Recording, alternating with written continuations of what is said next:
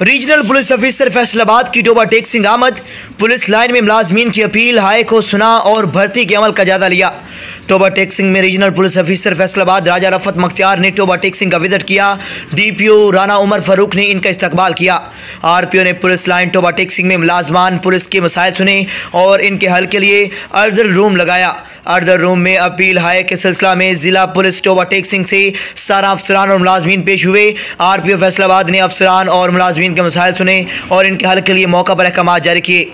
जिला टोबा टेक सिंह में अर्दल रूम के इनकाद का मकसद जिला पुलिस टोबा टेक सिंह के अफसरान और मुलाजमान की अपील हाई और इनके मसाइल को हल करना है। टोबा टेक सिंह के अंदर अर्दल रूम बनाने का मकसद ये था कि ताकि पुलिस मुलाजमीन को फैसलाबाद इनके ऑफिस जाना ना पड़े, जिससे इसके वक्त का ज़िया ना हो और मुलाजमान आसान तरीके से ड्यूटी सर अंजाम दे सकें। इसके अलावा अगर किसी मुलाजिम को कोई मुश्किल दरपेश हो तो वो भी अर्दल रूम में बुलाए जाने वाले मुलाजमीन के अलावा भी पेश हो सकता है। इसके अलावा आरपीओ फैसलाबाद ने ज़िला टोबा टेक सिंह से मौसूल होने वाले शिकायत और दरख्वास्त आए के फरीकैन को सुना और इनके हल के लिए मौका पर अहकाम जारी किए।